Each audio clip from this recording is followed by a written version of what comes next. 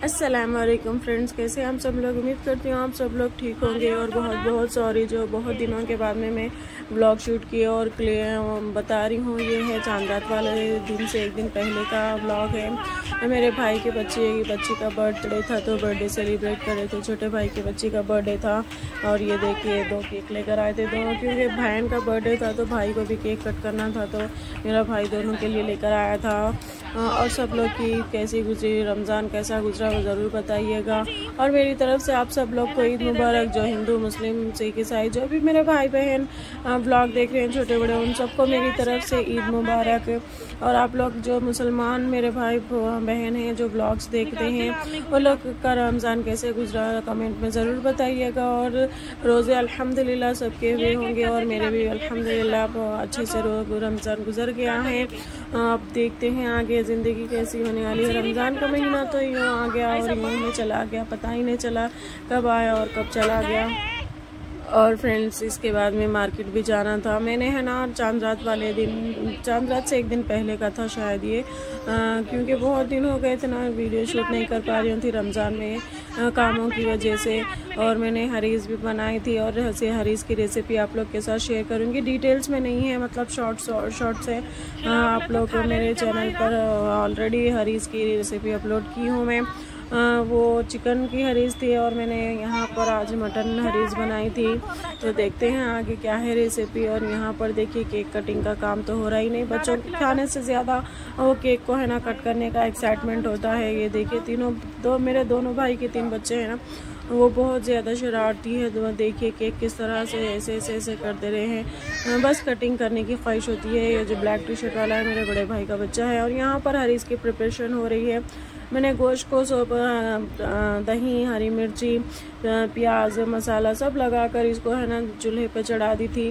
साबित गरम मसाला है ये, जो भी आपके पास अवेलेबल है वो डाल सकते हैं। यहाँ पर हरी मिर्च, यहाँ पे कबाब चीनी भी डाल रही हूँ मैं। मेन हरीस की इंग्रेडिएंट्स तो कबाब चीनी ही होती है। जिंजर गार्लिक पेस्ट, सॉल्ट, हल्दी, रेड चिली पाउडर 2 स्पून डाल रही हूँ क्योंकि हरी मिर्ची भी डाली थी मैं। और धनिया पाउडर, यहाँ पर लौंग और हरा मसाला, कोतमीर, पुदीना है ये बारीक कट करके या रफली चॉप करके भी डाल सकते हैं।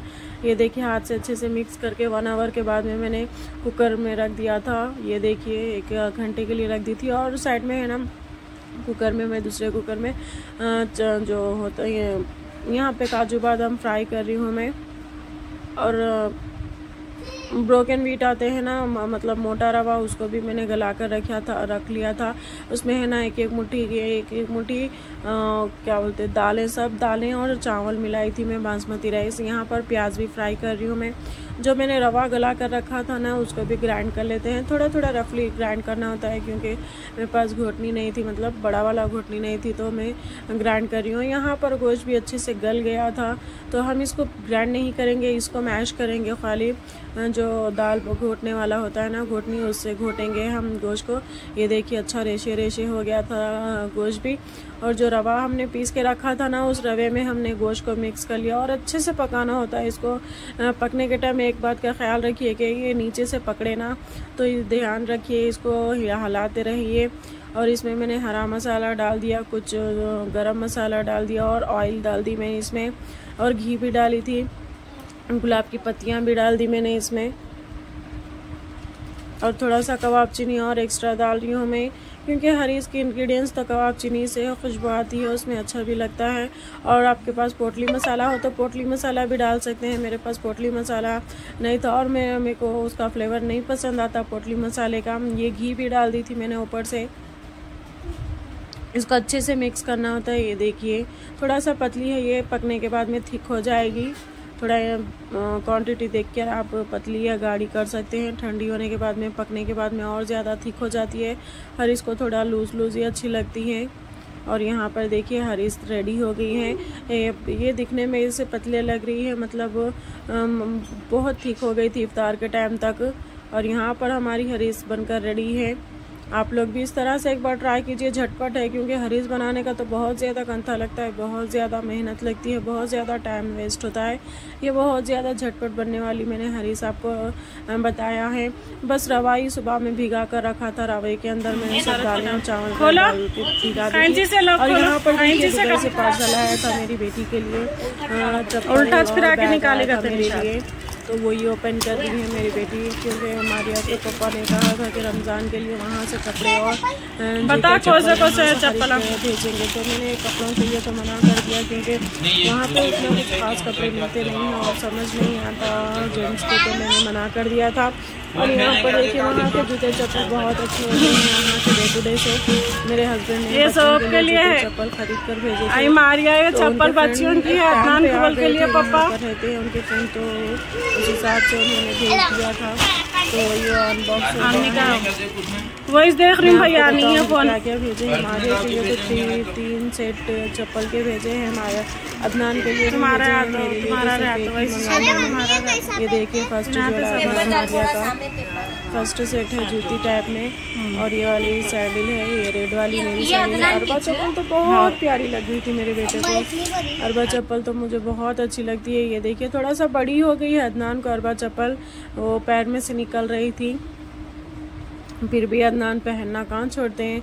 मेरा इरादा था कि रख कर मैं इसको बाद में से पहनाऊँ, लेकिन नहीं, अदनान को अभी वो चप्पल पैर में से निकाल ही नहीं रहे थे, तो मैंने सोचा कि चलो जान दो, रहने दो। और आप लोग की शॉपिंग कैसी हुई आप लोग बताना ज़रूर। मेरा व्लॉग बस यूँ ही ऐसे ही एडिट कर रही हूँ मैं। इसके बाद में रमज़ान के बाद में अच्छे वीडियोस इंशाल्लाह ज़रूर डालूँगी। अब तो ईद भी ख़त्म हो गई है, ईद का है ना कुछ रमज़ान का कुछ इस तरह से रहता है कि बस रोज़ा करो, सहरी करो, सो जाओ, उठो, फिर नमाज़ों के लिए खड़े हो जाओ, तो वीडियो शूट करने का टाइम नहीं मिल रहा था। ये देखिए चांद रात वाला ब्लॉग है, मुझे मार्केट जाना था तो मैं मार्केट आई हूँ, तो पूरे सारे रास्ते ब्लॉक थे।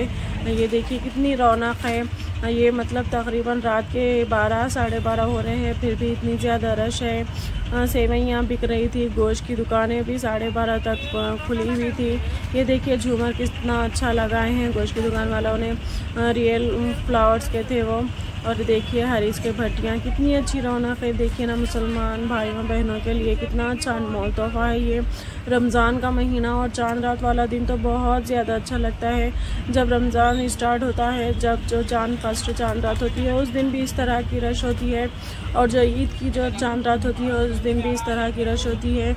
ये देखिए कितनी ज़्यादा रौनक है। सारे ट्रैफिक सारे रास्ते बंद थे और पुलिस वाले भी यहाँ पर थे, क्योंकि गड़बड़ ना हो कोई बात पर, तो उस वजह से वो लोग पुलिस वाले भी है ना रास्ते दिखा रहे थे, ये रास्ता ब्लॉक है, दूसरे रास्ते से जाओ बल्कि बता रहे थे, है ना। करीब में ही थी मार्केट, बट हम लोग के लिए जाने के लिए हाफ एन आवर हो गया था अंदर मार्केट में जाने के लिए। चलो देखते हैं। एक्चुअल में मेरी पूरी शॉपिंग हो गई थी। मारिया का है ना जो ईद वाला ड्रेस निकाल के फिर पहनने का होता है ना, उसका लेके जीन्स मैंने भूल गई थी लेकर आना, तो वही जीन्स लेने के लिए जा रही हूँ मैं। और है ना हस्बैंड के दोस्त जो हम लोग के लिए पार्सल भेजे थे ना, वो पार्सल वो जो आए थे ना, वो है ना फिर दूसरे एक हफ्ते में फिर रिटर्न हो रहे। तो मेरी ख्वाहिश थी कि हस्बैंड के लिए कुछ कपड़े ख़रीद कर भेजूँ मैं, यहाँ से मेरी मनपसंद के कपड़े ख़रीद कर मैं उन्हें भेजती हूँ। और यहाँ पर देखिए हम लोग की शॉपिंग हो गई थी, तो मैं और मेरी बहन की बच्ची चिल कर रहे हैं। हम लोग फालूदा चॉकलेट फालूदा लिए थे हम लोगों ने। चॉकलेट फालूदा बहुत टेस्टी और यम्मी था। और हम लोग घर वापस आ गए थे। उसके बाद में है ना ईद के लिए हम लोग अखनी बना कर रख रहे थे। ये मम्मी के घर पर ही मुझे ईद करना था। और यहाँ पर है ना 9 किलो गोश्त था और 8 किलो चावल डाल रहे हैं, क्योंकि भैया के फ्रेंड्स है कंपनी वालों को बिरयानी लेकर जाना था, तो भैया ज़्यादा क्वांटिटी में बिरयानी बनाने के लिए बोले थे, तो अखनी मैंने ही लगाई थी।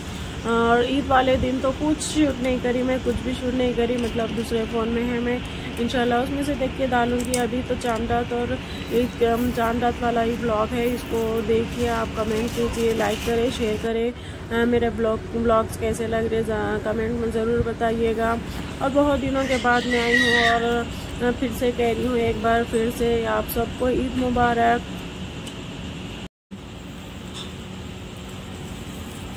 ये है सस्ती ब्लॉगर, सस्ती बिरयानी बना रही है।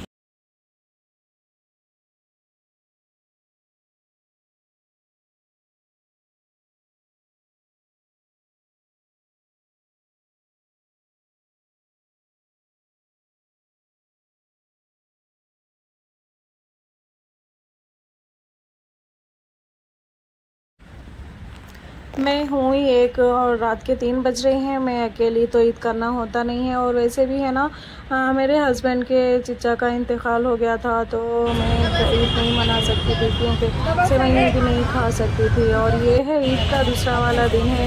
बच्चियों की बहुत ज़्यादा ख्वाहिश थी कि ईद ही है हमारे पास, चलो हम कहीं घूम कर आते हैं। तो कहीं घूमने की प्लेस पर गए थे हम लोग, फेमस गए थे और वहाँ पर शौरमा ऑर्डर किया था। शौरमा मारिया को कटलेट खाना था, मारिया ने पापड़ी चाट मंगा ली और यहाँ पर सब लोगों ने शौरमा मंगाए थे। और इतमान की शरारत तो इतनी होती है, कहीं भी जॉन की शरारत कमी नहीं होती। और मैं बाहर निकलूँ और मोमोज ना खाऊँ ऐसा तो हो ही नहीं सकता, क्योंकि मेरी फेवरेट डिश मोमोज है। उसके बाद में हम लोग सब खाने के बाद में आइसक्रीम ले लिए थे हम लोग ने। कोन आइसक्रीम मारिया का था, बाकी दूसरे बच्चा मैंगो स्लाइस लिए थे, और मैं और एक बच्ची है मेरी बहन की बच्ची टूटी फ्रूटी लिए थे। और यहाँ से हम लोग खाने पीने के बाद में अभी बहुत सारा टाइम बचा हुआ था, तो पंजागुट्टा PVR मॉल गए थे हम लोगों ने। एक्सप्लोर करना था कि मॉल कैसा है। मेरे को बिल्कुल भी पसंद नहीं आया, इससे तो बेटर था ना लुलु मॉल था। और यहाँ पर देखिए ब्रांड्स के न्यू ब्रांड्स के शॉप्स थे। ये वाला है ना शॉप R&B था, जो मैं बहुत ज़्यादा फेवरेट है। R&B ब्रांड के है ना टी-शर्ट्स बहुत अच्छे होते हैं। जब भी बाहर से कपड़े मंगवाना होता है तो R&B के टी-शर्ट्स भेजते हैं हस्बैंड। उसकी क्वालिटी बहुत अच्छी होती है, बाकी दूसरे ब्रांड्स की भी होती होगी, मगर मेरे को तो R&B ब्रांड पे बहुत ट्रस्ट है, बहुत ज़्यादा फेवरेट है। और एकदम स्मूथ रहता है वहाँ का क्लॉथ, कलर शेड भी नहीं होता है, बहुत अच्छे होते हैं। और यहाँ पर बच्चियाँ ना परफ्यूम्स चेक कर रहे थे कि देखते हैं कौन सा अच्छा है, इसमें से कोई पसंद नहीं आया ऐसे बोल रहे हैं। ये इसका स्मेल थोड़ा सा स्ट्रॉन्ग था, जो मतलब बिल्कुल भी पसंद नहीं आ रहा था बच्चों को। यहाँ पर देखिए छोटे छोटे किचन्स थे, एनी आइटम था। R&B का ब्रांड बहुत कम होता है यहाँ पर इंडिया में, तो ये शायद बाहर का है, कहाँ का है मुझे नहीं पता, उतना आइडिया तो नहीं है। बस कभी भी मैं लेती हूँ ना बाहर से, दुबई से, तो R&B ब्रांड का ही लेती हूँ। इसके बाद में मैं कोई शॉप पर विज़िट नहीं करी। और यहाँ से 2-3 टी-शर्ट्स तो ले ली थी मैंने मारिया के लिए। और यहाँ पर न्यू बॉर्न बेबी का शॉप लगा हुआ था, और नाम भी वही था, न्यू बॉर्न बेबी का था। यहाँ पर देखिए सब वही चीज़ें थी बच्चों की, छोटे छोटे बच्चों की थी। और है ना मैं इस व्लॉग को बहुत दिन से एडिट करके रखी थी, मैंने अपलोड नहीं की थी। और आज भी इतना सैड फील हो रहा है, मतलब कि मेरे रिलेटिव्स में, इन लॉज में है ना मेरे चचेरे देवर के 7 इयर्स का बच्चा था, मतलब 6 ईयर ही थे शायद, वो बच्चे का इंतकाल हो गया। तो उस बच्चे के लिए दुआ कीजिएगा, बच्चे की माफ़िरत के लिए। मतलब इतना छोटा बच्चा तो कोई गुनाह तो करा नहीं होगा, बट फिर भी बच्चे के लिए दुआ करना। 7-6 साल का ही था बच्चा, वो दुनिया ही क्या देखा था, बस उसकी दुनिया शुरू होने में ही ख़त्म हो गई थी। बस उन माँ बाप को सब्र दे जो इतना 6 साल के बाद में उनकी आँखों के सामने खेलता कूदता बच्चा आँखों के सामने से चला गया, जो गोद में खेलता कूदता था। वो माँ बाप को सब्र दे, दादी को सब्र दे, फूफों को सब्र दे, हर किसी को सब्र दे अल्लाह। किसी को ऐसा वक्त ना दिखाए, बस अपने बच्चों की हिफाजत कीजिए। और इस दुख काले में तो बहुत ज़्यादा बच्चों की हिफाजत करना होता है। और यहाँ पर देखिए हॉरर हाउस पहुँच गए थे हम लोग। बस यहीं तक मेरा व्लॉग है, और बस बीच में यही बोलना था कि उस बच्चे के लिए दुआ कीजिए। अल्लाह हाफिज़, टेक केयर।